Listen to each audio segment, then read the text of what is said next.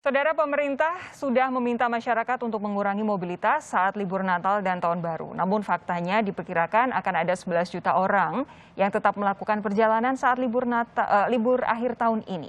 Apa yang harus dilakukan pemerintah pusat dan daerah agar libur kali ini tidak memicu peningkatan kasus COVID-19 seperti libur panjang sebelumnya? Kami akan membahas bersama Gubernur Jawa Tengah, Ganjar Pranowo, Gubernur Jawa Barat, Ridwan Kamil, kemudian Direktur Penegakan Hukum Korlantas Polri Brigjen Aan Suhanan, dan Dewan Pakar Ikatan Ahli Kesehatan Masyarakat Indonesia Hermawan Saputra. Selamat malam Bapak-Bapak, sehat ya? Selamat malam Mbak Sufi, sehat selalu. Terima kasih. Ini komplit ini deretan narasumber saya malam hari ini. Tapi saya ingin ke para gubernurnya lebih dulu karena kalau terjadi apa-apa mereka berdua ini yang paling pusing, saya yakin. Saya mau ke Kang Emil terlebih dahulu. Ini kan sudah ada pemerintah sudah mengumumkan imbauan untuk tidak melakukan perjalanan, tidak ada mobilisasi di tengah libur akhir tahun. Tapi ternyata banyak juga masyarakat, terutama dari Jabodetabek, termasuk wilayah Jawa Barat ini, yang melakukan perjalanan. Kira-kira apakah Pemprov membuat aturan khusus saat libur Natal dan Tahun Baru ini untuk mengantisipasi hal-hal yang tidak kita inginkan di tengah ancaman gelombang Omikron pandemi COVID-19? Ya, Mbak Sofi, ada perbedaan antara Nataru 2020 dengan 2021. Waktu 2020 itu 2021-2022 ini ya. Nah, kalau tahun lalu itu kan vaksin hampir dibilang belum dimulai, ya kira-kira begitu. Kalau sekarang vaksin Jawa Barat sendiri sudah 73%, di sampling kekebalannya juga sudah 90%. Jadi betul ada ancaman Omikron, tapi jumlah yang divaksin juga sudah sangat besar dari 50 juta penduduk Jawa Barat.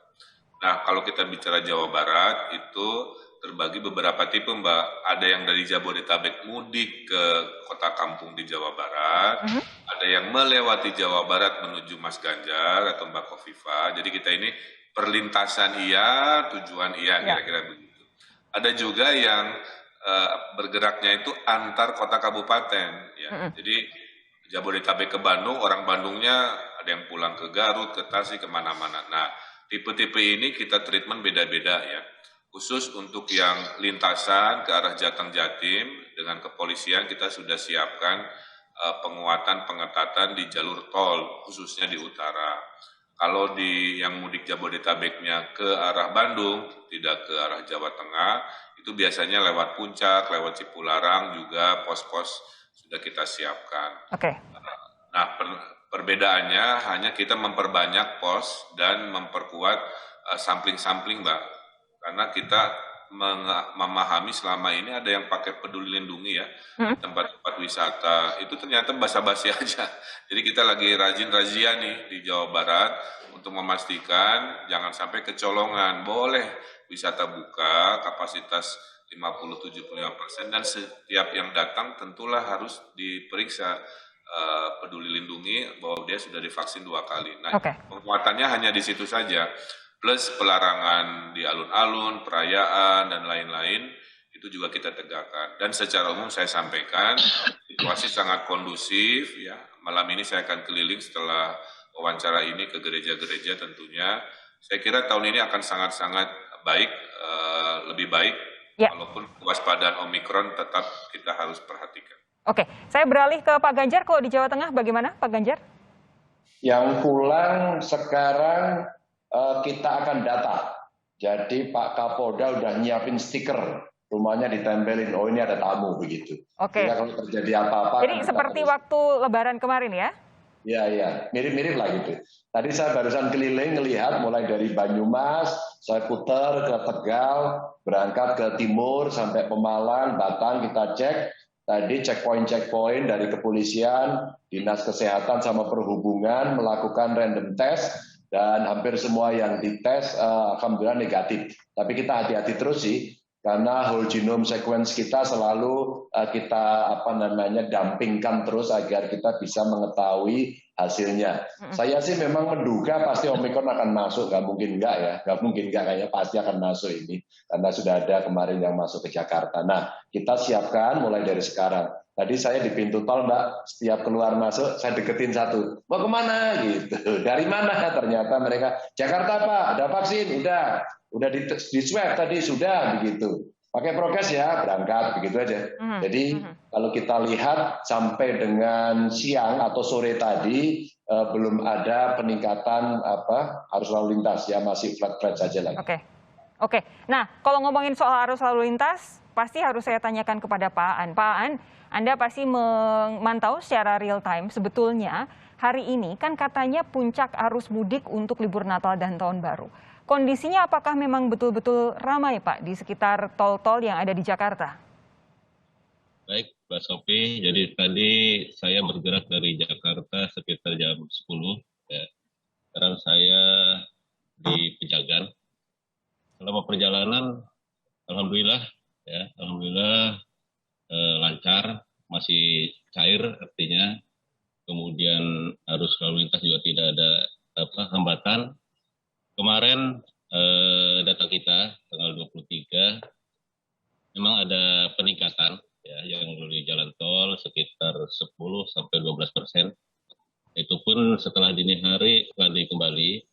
Tadi sampai jam 17.00 tercatat ada kenaikan sekitar 9% untuk yang mengarah ke timur. Itu untuk arus lalu lintas di jalan tol. Kemudian di arteri sendiri juga masih cair.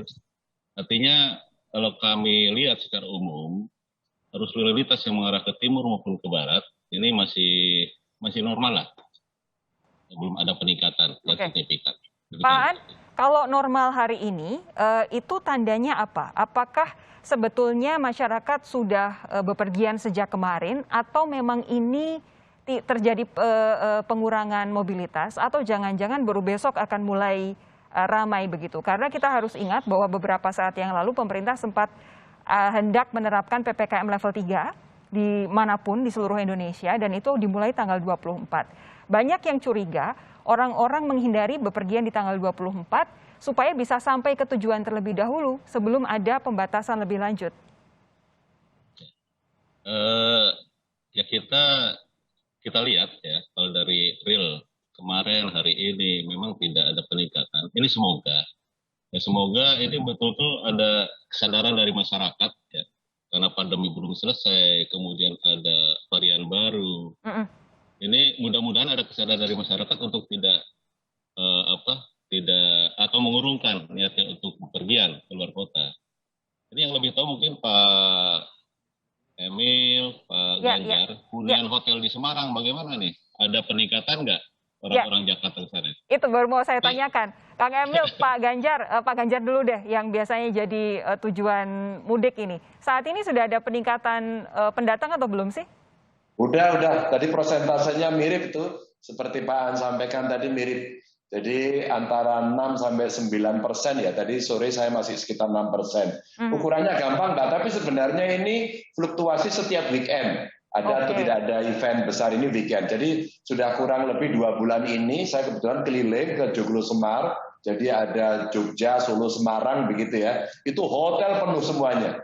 Jadi artinya setiap weekend orang sudah piknik. Jadi kalau kemudian ada yang sudah membolos mungkin karena ini ada sekolah sudah libur, sudah terima rapor, bisa jadi mereka sudah berpiknik karena terbukti hotelnya penuh. Padahal ada seorang menteri ada cari hotel sulit. Jadi itu untuk ukuran kemarin-kemarin. Jadi buat saya tidak masalah dalam arti kondisinya selalu seperti itu. Tapi kalau kita melihat setiap weekend memang ramai. Jadi malam ini mungkin ada sedikit peningkatan dibanding kemarin.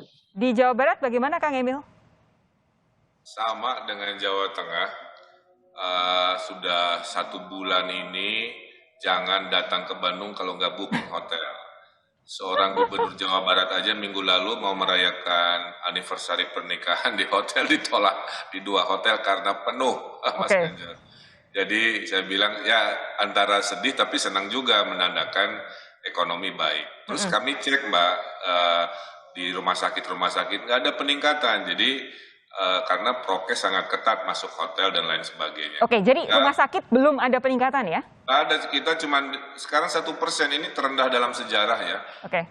Hanya 1, sekian persen. Terus saya juga testing kita kan 3 kali lipat tiap hari dari yang disyaratkan pemerintah pusat. Sekitar 30 ribuan testing lah untuk COVID. Jadi kombinasi testing tinggi, ngecek di rumah sakit kosong, terus hotel penuh. Nah, ini kan berita baik kira-kira begitu. Selama prokesnya itu kan dijaga. Ya. Jadi saya juga tadi dari Karawang, lewat Bekasi, Purwakarta, betul kata Pak Aan tadi, hampir mirip-mirip dengan weekend biasa. Memang Jumat ada peningkatan, tapi membayangkan ini ada rush gitu ya, berlomba-lomba. Saya punya feeling ini baru dugaan ya. Memang ada masyarakat punya kesadaran lebih tinggi. Oke. Mencoba mencari liburannya di sela-sela yang lain, tapi tidak memaksakan di Nataru ini. Oke. Mudah-mudahan ini jadi tren sampai awal tahun baru di hari-hari mendatang. Saya tanyakan kepada Pak Hermawan kalau seperti itu. Pak Hermawan tadi mendengar penjelasan dari Gubernur Jawa Barat, Gubernur Jawa Tengah, dan juga Pak Aan dari Korlantas. Paling tidak punya gambaran bagaimana mobilitas warga selama Natal dan juga Tahun Baru ini. Kira-kira kita semua bakal aman nggak dengan kondisi mobilitas seperti ini? Tentu kita semua berharap kondisi aman-aman saja ya, Mbak Sofi. Nah, kita juga mengapresiasi 2 orang gubernur kita ini termasuk gubernur yang cukup concern dalam upaya pencegahan dan pengendalian COVID sejak awal. Tadi ada yang menarik, saya kutip dari penyampaian Kang Emil ya, di Jawa Barat itu diberlakukan upaya penegakan untuk penggunaan platform Peduli Lindungi. Rupanya ada juga provider yang sifatnya artifisial begitu ya. Ada fasilitas tapi juga tidak ada upaya yang sungguh-sungguh di lapangan.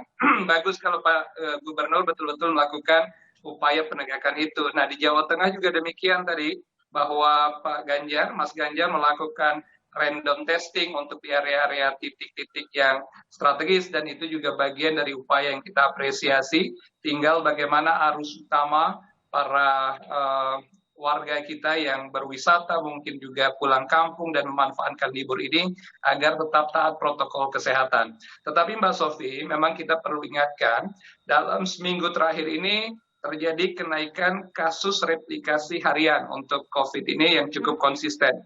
Walaupun angka replikasinya di bawah 1, artinya tidak terjadi massive transmission begitu, tetapi menarik ada kenaikan. Dan itu tentu saja juga seiring sejalan dengan pelonggaran yang terjadi di berbagai aktivitas kita, terutama memang selalu siklus menjelang akhir tahun ini. Ya. Dan hari ini ada kasus positif yang cukup tinggi, 69 kasus di DKI naik, 31 di Kepulauan Riau, dan ini daerah-daerah dengan mobilitas internasional juga yang signifikan.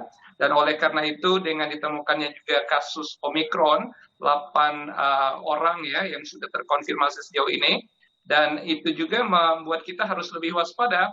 Boleh jadi memang ada seperti yang disampaikan Mas Ganjar tadi, boleh jadi akan masuk, tetapi kemampuan kita dan kewaspadaan kita saat ini itulah untuk melakukan mitigasi risiko sehingga buat pemerintah baik pusat maupun daerah ada upaya lebih sifatnya active case finding untuk melakukan case containment begitu, mengisolasi kasus agar tidak melebar terutama untuk yang varian baru.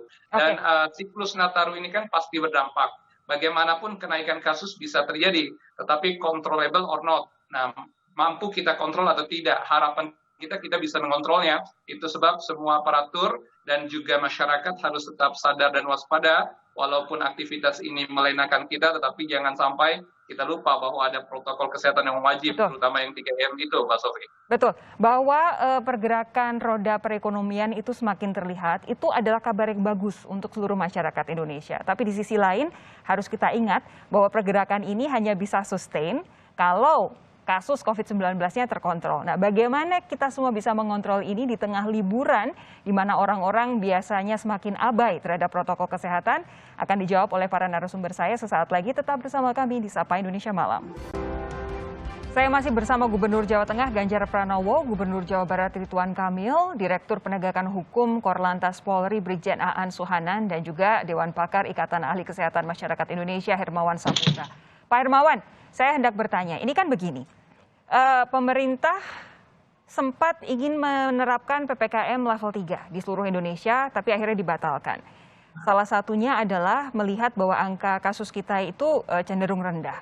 Di sisi lain kita sudah ada ancaman Omikron. Tapi karena kasus yang rendah itu, kemudian data-data awal yang menyebutkan bahwa Omikron ini severity-nya atau keparahannya itu ternyata lebih rendah dibandingkan varian Delta. Ini kemudian membuat ada kecenderungan bahwa ada anggapan bahwa ya sudah, kan tidak separah Delta begitu. Kematiannya juga tidak akan setinggi itu. Tetapi kalau kita ingat adalah bahwa penularannya 7 kali lipat dibandingkan dengan Delta. Apa sih yang harus kita navigasi di sini? Apa yang harus kita perhatikan supaya Indonesia tetap aman secara umum, Pak Hermawan? Hal yang paling mendasar tentu saja berkaitan dengan protokol kesehatan yang 3M, menyangkut perilaku. Itu sebab kita berharap kampanye-kampanye perilaku tetap konsisten, terutama menggunakan masker, menjaga jarak, dan terbiasa mencuci tangan. Itu tidak bisa ditawar.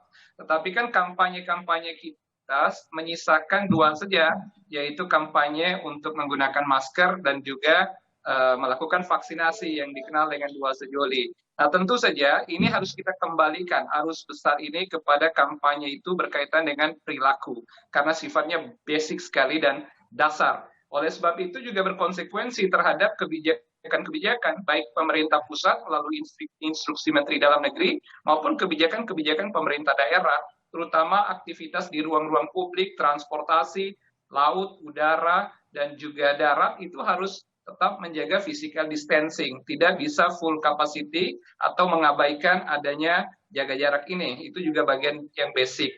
Nah, hal yang berikutnya yang harus kita lihat, Mbak Sofi, bahwa Omikron ini ketika dulu wacana PPKM level 3 diberlakukan serentak itu belum ditemukan di Indonesia. Okay. Nah, kemudian Omikron ini bahkan baru terkonfirmasi kasus pertama kan pada 15 Desember dengan hasil sampel yang diambil pada 8 Desember pada petugas kebersihan di Wisma Atlet. Nah, yang menarik, petugas kebersihan ini, Mbak Sofi, dia sudah menjadi penyintas 2 kali. Jadi dia sudah menjadi paparan ketiga, juga sudah divaksin.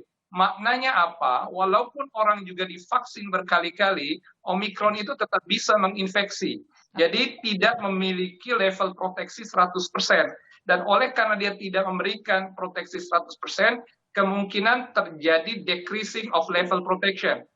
Jadi orang yang sudah menjadi dan menjalani vaksinasi pun bisa terjadi penurunan kadar kekebalannya oleh karena Omikron ini. Dan itulah kecepatan Omikron. Sekarang sudah 8 orang di Indonesia terkonfirmasi. Maka itu kewaspadaan kita harus dinaikkan pada level 2 sisi, level perilaku yang menyangkut protokol kesehatan dikampanyekan dengan masif plus vaksinasi. Yang kedua memang level dari policy option kita, kebijakan, dan itulah peran pemerintah daerah. Itu sebab kita tadi melihat hal-hal spesifik yang dilakukan oleh Gubernur Jawa Barat, Kang Emil, maupun Gubernur Jawa Tengah, Mas Ganjar, agar terus betul-betul dibuat secara konsisten, walaupun tidak disekat, dibatasi orang berlalu lintas, tapi tetap saja upaya aktif case finding menjadikan upaya yang serius untuk menekan dan mengisolasi bila ada potensi kasus pada area-area beresiko, Mbak Sofi. Pak Hermawan, ini kan kalau kita lihat sebenarnya begini,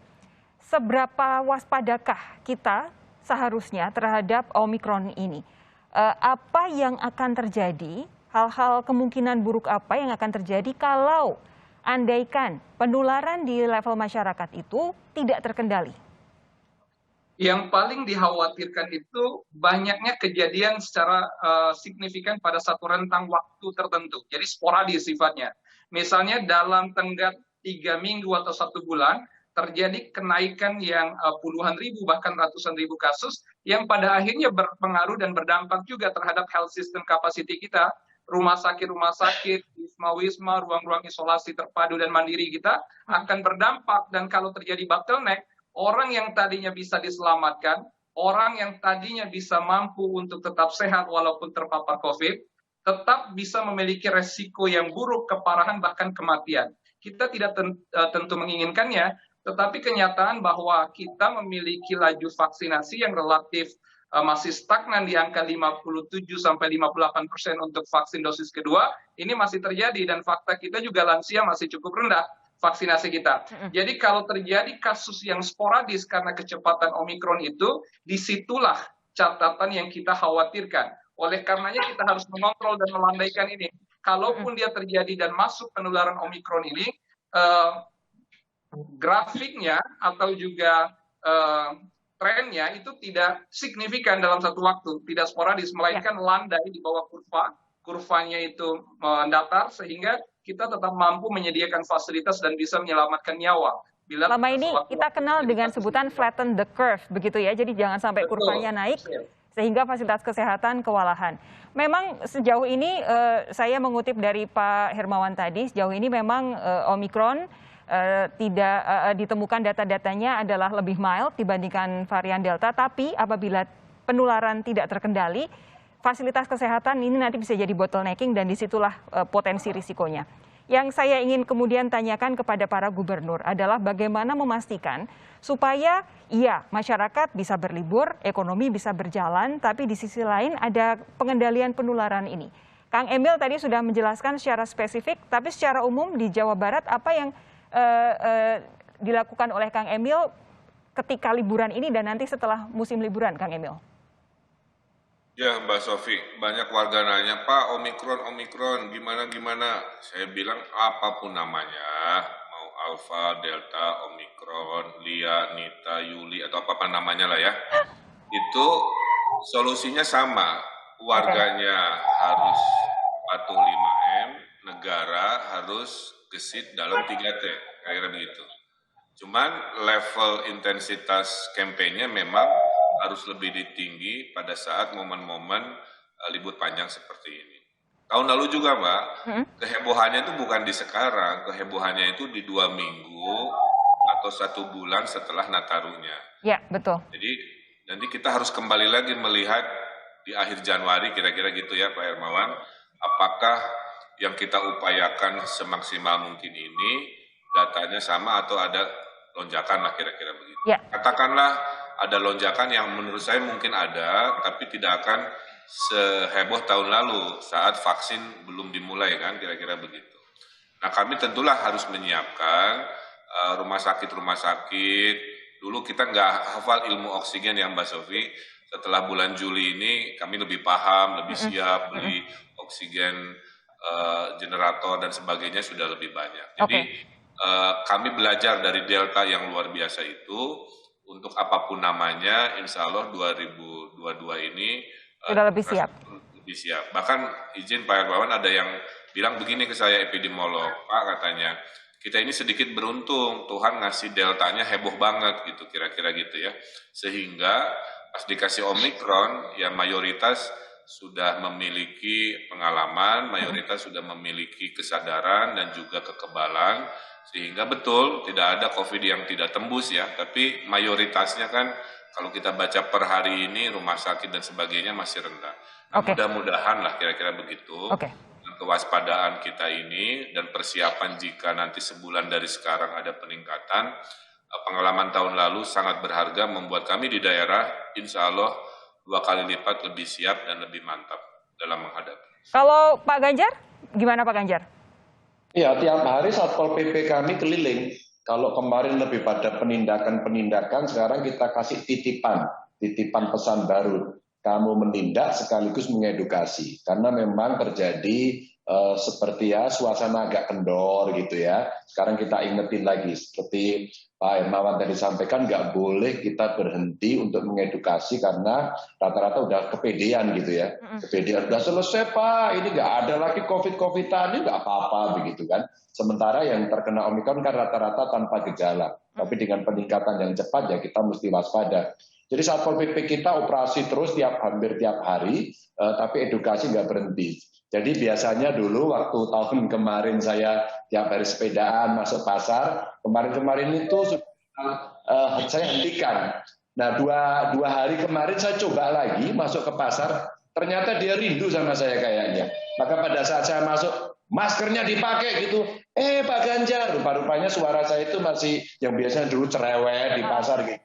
Mereka nanya lagi, dan ternyata pada saat itu saya melihat ya lumayan lah, kurang lebih 70% itu perilakunya masih konsisten menggunakan masker. Ya meskipun 1-2 tetap ada sih yang enggak. Itu yang kita edukasi terus. Oke.